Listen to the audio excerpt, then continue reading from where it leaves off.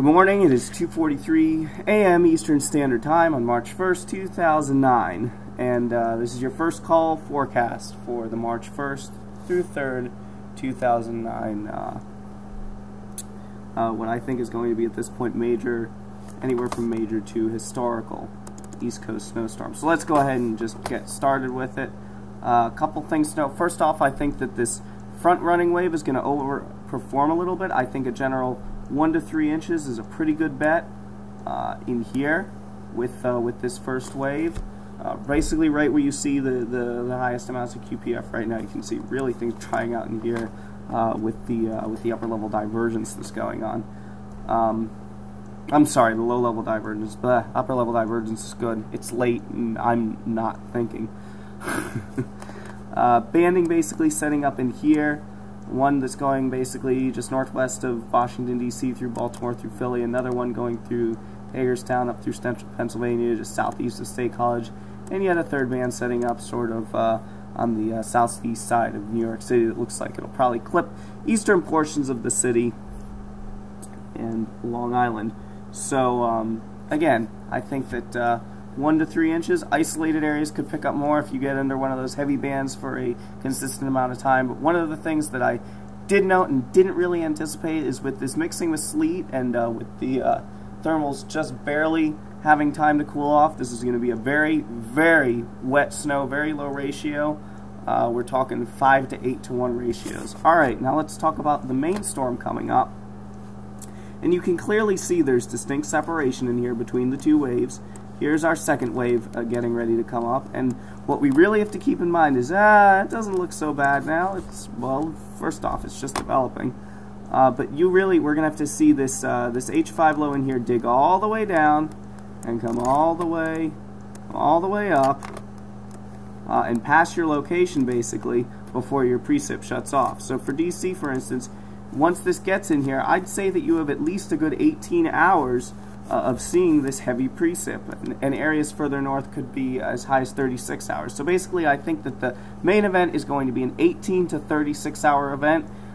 Further to the closer you are to where the phasing occurs, that's going to slow the trough down temporarily, and that will you'll have the slightly longer duration event. But nevertheless, I think that generally, DC, anywhere from DC to Boston, I-95 corridor is going to absolutely get clocked with this storm. This is going down, in my mind, as borderline on a historic storm. I'm not really pulled the trigger on that yet, but getting very close. One place where I think things may be overdone, or underdone rather, is with this upper level low, and I'll sort of explain that in a minute. A little bit of, and you can see this based on the last couple of radar loops. There's a tiny bit of back building going on through Virginia, which is keeping the snow going on in this area in here.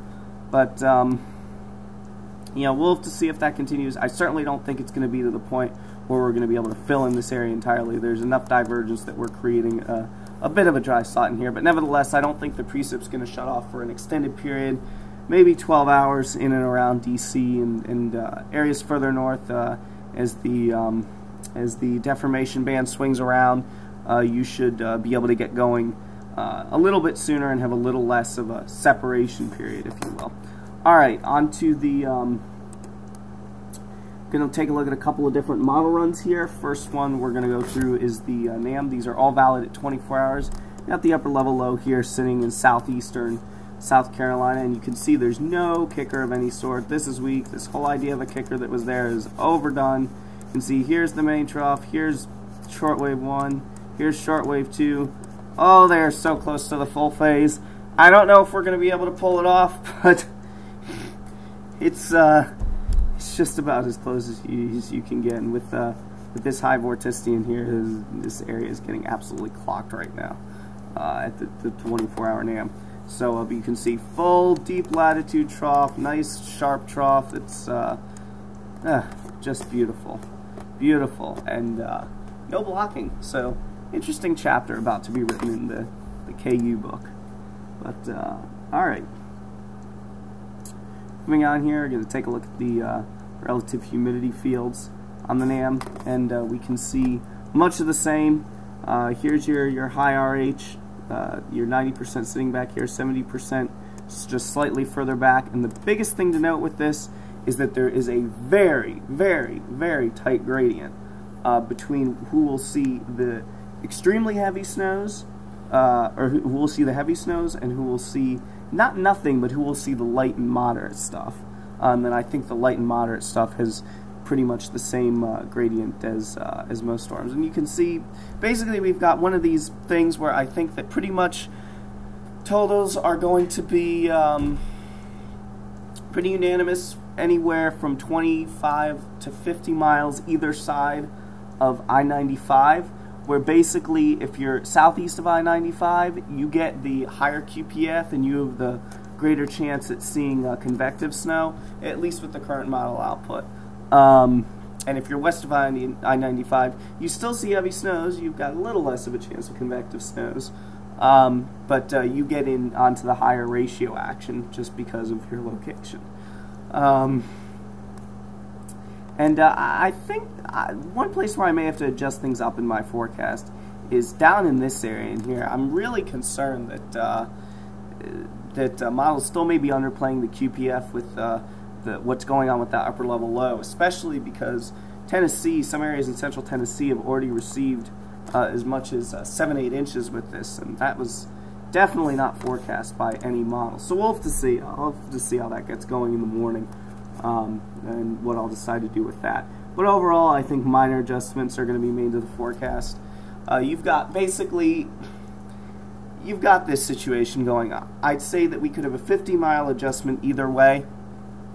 If the heaviest stuff ends up going east, well, then west of I-95, west of the big cities, you really don't get a historic storm. You still get a major storm. I think most areas could still be close to a foot in that scenario.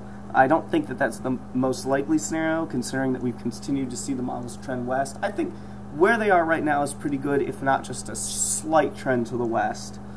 And if things go west, well, then the big cities do wonderful. East of I-95, east of the big cities, and southeast of the big cities gets their usual type of event when we get these historic storms.